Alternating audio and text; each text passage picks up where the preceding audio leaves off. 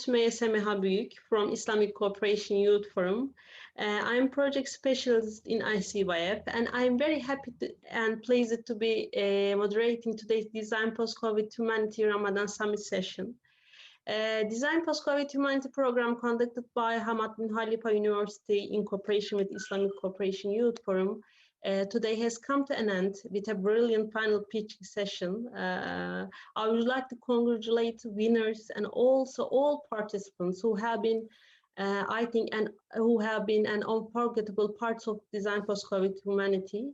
As ICYF team, we are very proud of to be part of this amazing program. And it is spectacular to see how young participants proceed to develop their very unique projects through 6 months. And I also would like to convey my special thanks and best regards to Mr. Dr. Evren as well, who prepared this innovative and blended program and present to us.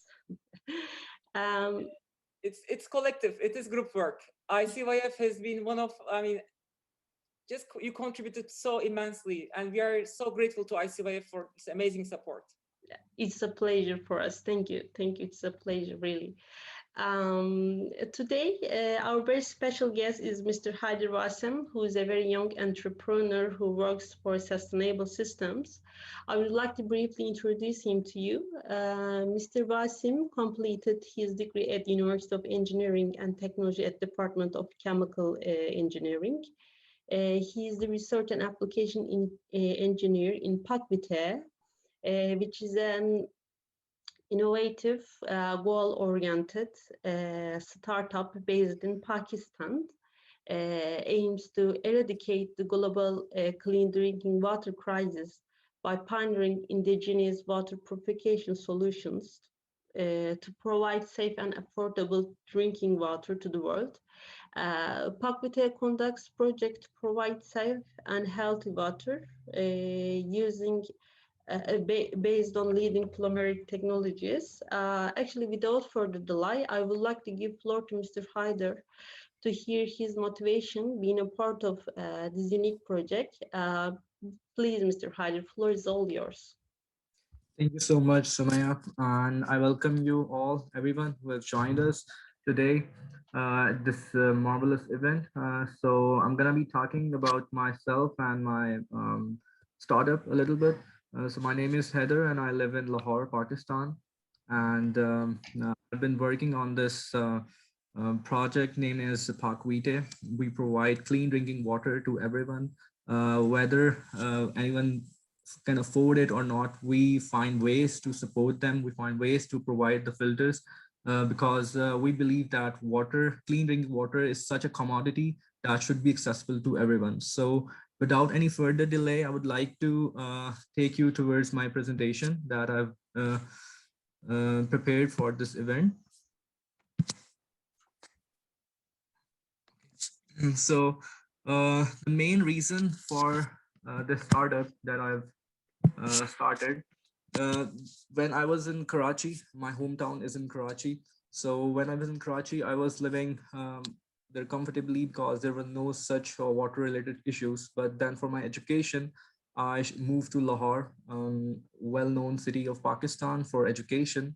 So there I felt a problem within my stomach. I was very bulky and my weight was like over 100 kg. So by that water of Lahore, it affected my health. And somehow I got lucky because I belong to like family who could afford medical expenses. So, but there are families in Pakistan and all over the world who cannot afford such medical expenses. So I, along with my classmates, we started working on hollow fiber membrane technology. So without any further delay, I would like to proceed with the presentation. So in Pakistan alone, I would like to confirm that if everybody can see the presentation. Yes, we can see. Okay, let me go ahead and, all right. Okay, so in Pakistan alone, 80 million people are affected by water crisis, and globally there are around 2.1 billion people were affected by water-related diseases. So this huge figure of people, it motivated me uh, to work on water-related things. So I will, as I mentioned earlier, along with my friends, we started working on hollow fiber membrane technology.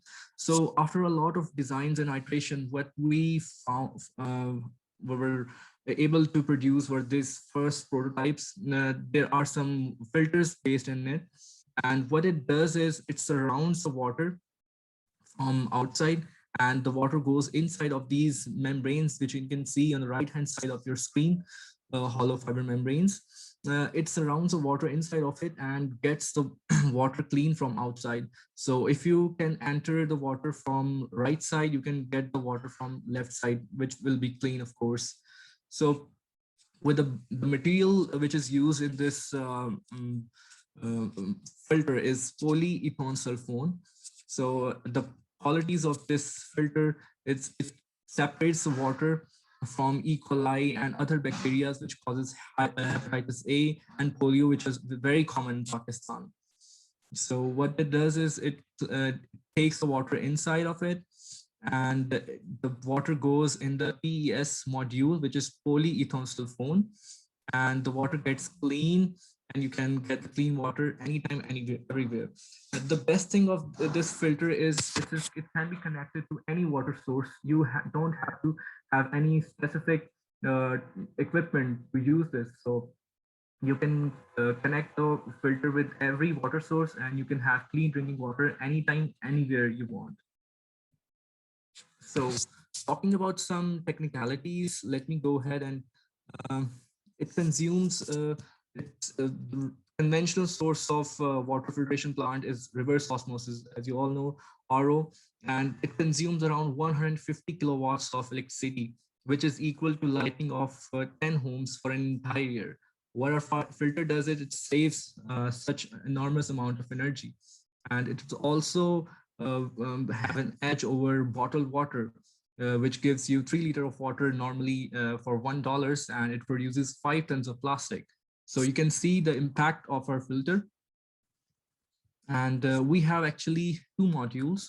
One is used for homes, and one can be used for commercial sources. And we have compared our home-based filter with another already present filter solution in market, that is LifeStraw.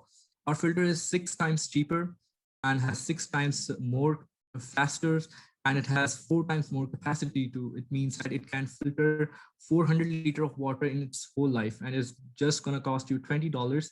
And the rate of the water to clean it, it will be 1 liter per minute. So I was talking about two kind of filters. One is Potential Plus. Our production cost is around $10, and our market price is $20. We are selling it this in market for $20.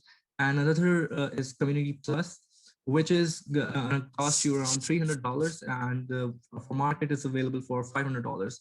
So for Community Master, it is we provide this system to a lot of slums in Pakistan, and of course the people in slum are not able to afford it. So what we did, we collaborated with microfinance companies, and these companies provide loans to some people in those community which needs clean water. So those people set up their own filtration system in their community and sell water with this community master setup, and they give back all the loan and amount to these microfinance companies over time. So we have two different strategies for these two products. We can do online sales for our home-based setup, and we are also working with local people and army, and also with established distribution channels. And for community masters, we're working with microfinance companies, and we're giving it to slums and refugee camps in Pakistan. So far, with the help of Young Water Solution, we got a grant of $7,700. We have impacted around 5,000 people living there. That's one refugee camp based in Islamabad. There are around 5,000 people, and before this thing happened, their conditions were very drastic. Everyone was suffering from diarrhea and hepatitis A, and polio was very common. Also, in a remote village of Faisalabad, with the help of University of San Diego, one of our team members won this grant for $4,500, and we were able to plant these filters in that area. So far, we have produced 5 waterpreneurs. Waterpreneurs are those which are being financed by microfinance companies, and we have online sales of around 1,400 units. And we have also sold 300 units to UNICEF as well. So far we have sold like 200 units, and we have generated around 21,000 profit. And people we have impacted, there's a around figure of 10,000 people. And the current order is of around $50,000, which is being placed by Hashu Foundation. They have placed an order of $50,000 for a project that is going to take place in Thur, and that is a water scarce area of Pakistan. So the certifications we have got from SGS International, the Swiss-based company, and these 2 local Pakistani certifications agencies are PCSIR and PCRWR. So we have patent in Pakistan, UK, and US. And we have partnership with Hashu Foundation, Alahuat, which is a microfinance company, and Finca is also a microfinance company for our project. And these are our strategic alliance members, which is BASF, Protect, and FIFCA, which is part of our supply chain market agency. So these are our teammates. We all are graduates of chemical engineering, and some of our marketing guy. And Shayan Sohail, he has done MSc membrane technology. He holds a major chunk, and he is the master brain of this company. He actually developed the water filter and found out that polyethylene sulfone should be placed in those filters to get purified water. At the end, I would like to say that there is no better gift to humanity than making an impact. If you provide them with clean water, that's a belief of our company that because water is a basic commodity and it should be accessible for everyone. So we are trying our best to make this technology accessible and cheaper for everyone around the globe, not just in Pakistan, but we are also working for its access in Bangladesh, Afghanistan, and India as well. Thank you very much. This is all from my side. If you have any question, please go ahead. Mr. Haider, thank you for the presentation. Dear participants, if you have any questions, please raise your hands and I can give floor to you.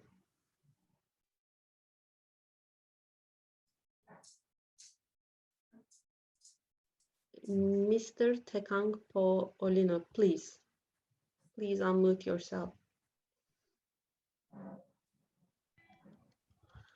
Wow, hello, bro, Haider.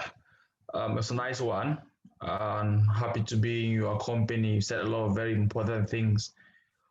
Before I start probably to ask a question, I would like to get in touch with you because what you've done, I do think that my brothers and sisters who are refugees in Nigeria from British Southern Cameroons who need that in the refugee camps in which they are. So I would like to get in touch with you, honestly, so that they don't go through the difficulties when it comes to having potable water to drink. Here is my question. You've done a lot of stuff. You work with your friends, your brothers. Let me put your brothers, by the way. What are they bringing you as the world goes by? What are you guys bringing you inside what you have? We're going through globalization and all the things like that. What is coming you probably into the stuff you've created? Are you thinking of probably diversifying or what? Sorry, can you go again, please? Okay, I'm asking you what you've created so far. Are you thinking of merging probably with some other company, putting something different, or you think of probably expanding out of your let me use the word comfort zone? You know, one other stuff which I was taught in probably entrepreneurship in business is that when you have the possibility to diversify or to get involved in some other stuff, it's good and fine. Like probably yesterday, what we're listening to our brother who said a company which used to produce something definitely turned out to be a mass producing enterprise. So I don't know. I don't know if you think that probably from water, kind of providing water, you could get involved in some food kind of stuff and things like that. Okay, so I believe that you're asking that what compelled me to go out of my comfort zone and started working on this project with my friends, right? Yeah, sure. And if you think that possibly you might see another problem somewhere and you decided to add to what you have, for example, you could find the difficulties of probably food somewhere of that's industry, how can I put it? To change the food into probably liquid for people who don't have the possibility to know to swallow or to chew with their teeth. So that's what I'm asking. Okay, so the thing is that we were friends of like five people. We were partners. We are partners right now. So what we were motivated for, like I believe that I could afford my medical expenses at that time. That was the main motivation for me to go ahead and work on this project. And it really compelled me with my partners that we should be working, because we were chemical engineers and we knew that we can do this. And there was this course of environmental engineering and sustainable technologies. We were already doing a project like this already. So we thought that why not go ahead and do this? So we started working on the research on this membrane, and we hooked up with some of the professors in this field, and they helped us. And we were lucky enough, we got into gave us some connections, and with the help of Health Price, we got some investments, and we were set. They set up our company. They took some shares, but that was the most good decision at that time, because they really helped us establishing our company. So in this regard, I would like to say this. Yeah. Okay, that's fine. Thanks very much. You're welcome. Thank you very much. There is a question in the question box, and I'm reading. Mrs. Sabika Shaban is asking, what are the key 2 to 3 factors along your journey that ensured your success from ideation to actualization of your project? Sure. Thank you so much, Sabika Shaban. So the major 2 factors that ensured our success from ideation to actual, we were from this field. We were from this field. First of all, education. Our education from this university, and university support, our teachers, and the most important thing is competitions. Registering in competitions in the universities, and not just in your universities.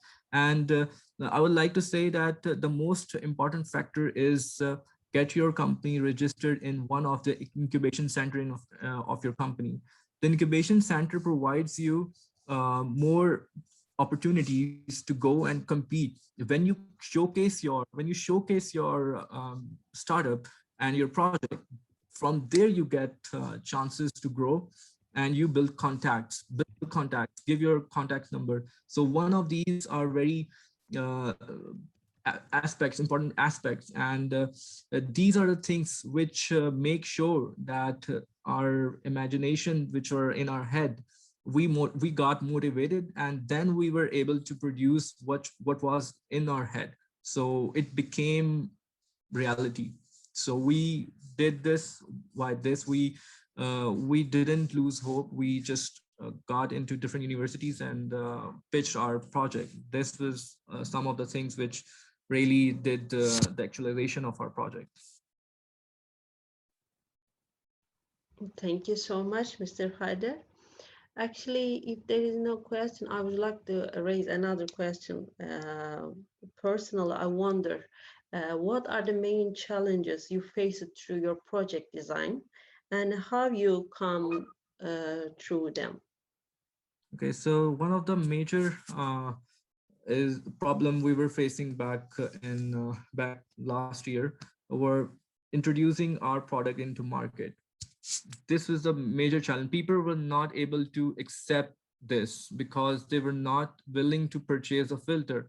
They thought that buying a $20 worth of filter is not gonna ensure their health. So the major problem was to educate them. We educated them. We held conferences. We held campaigns. We ran things on social media.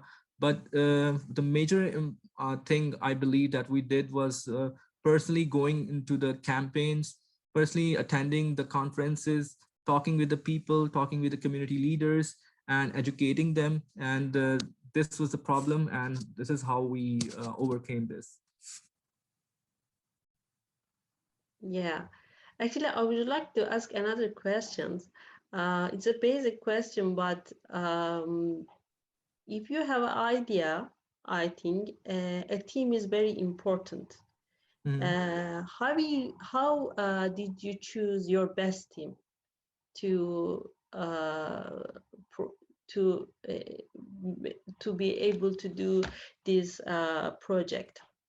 Okay, so I believe that while doing engineering, engineering taught me some managerial skills as well.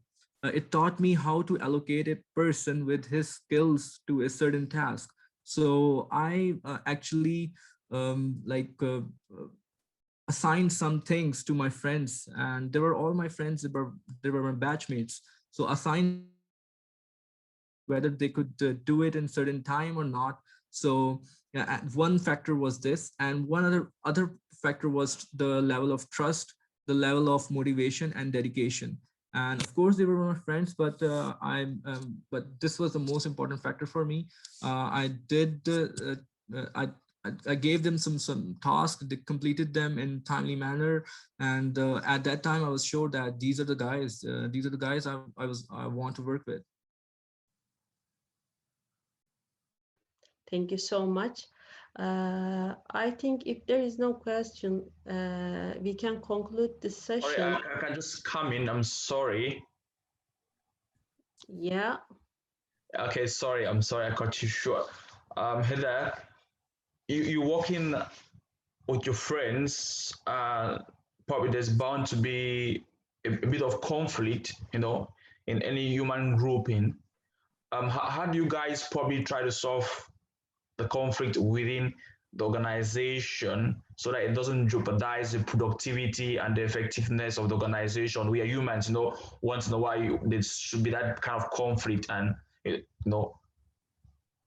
Okay, so we have this conference room in our office. What we do is we sit down and talk about our productivity and all of our problems in under one roof. Nothing is being hidden. Okay, so everyone is aware of the current situation and the problems. So we talk about that. We find solutions together. We don't do individual decisions. We have equal stake in the company, so we do it. We take decisions together, and in that way I think that there was no certain point in our company that could jeopardize our productivity. Okay. Probably the last one from my side. Do you see any possibility of working with others, particularly from your comfort zone? Let's say where I come from in the African continent, probably in Latin America, and some other institutions who want to incorporate what you have so far and improve it. Do you see a possibility in that? Of course, yes. We have plans to go global because we already have some projects going on in North Africa with one of my friend based in Lebanon. He used to go to Cairo, and we are Okay. project. So, and we have some friends in Algeria as well. So we are working, and also I have friends in Turkey, Istanbul. So we are working on mutual collaboration. So we are already going global. So hopefully we'll be going to other parts of the world as well, inshallah. Yeah, and I'm sure with Dr. Evan Talk, you are global. Thanks very much, bro. You're welcome. Good work. Mr. Haider, before concluding, actually, I would like to ask your last advice and your last words for young human-centered project designers. Sure, thank you, Sumaya. So I would like to say that don't hesitate. Whatever is in your head, just go ahead and make it real. Just don't keep ideas in your head. Just go and talk with your friends, make a team, and showcase your product, showcase your project. Whether it exists in reality or not, you are the one who is going to make that idea into reality. So I would like to advise all of young entrepreneurs to get your project or your startup into any incubation center of your country. Believe me, that incubation center is gonna get you a lot of choices, a lot of opportunities. You're gonna get into different kinds of competitions. You're gonna get different kinds of traction. You can get like sponsors from different companies. In that way, you're going to establish big companies. When big companies will collaborate you, they will structure you, they will structure your company for yourself. They will take some certain amount of you can say equity from your company, but that is going to be beneficial for you because you are not going to spend a single penny on your project, but another person, another company, another entity is going to spend. So for you it's a win-win situation. So this is the most recommended situation for younger entrepreneurs from all over the world. Thank you so much, Mr. Haider, for the brilliant presentation and your valuable speech. I think we can conclude the session. I wish blessed iftar for all participants and Ramadan Kareem. Assalamu alaikum. Walaikum salam. Thank you so much, Mr. Haider. This has been fantastic, and we are really grateful for your support. And there, Ms. Sumaya, thank you so much for your amazing moderation. As Design Post-COVID Humanity program, we are really grateful to your support and contributions, and looking forward to be with you again, inshallah, in the near future. So, Inshallah. off to iftar in 30 minutes. Take care. Take care of yourself. Assalamu Bye bye. alaikum.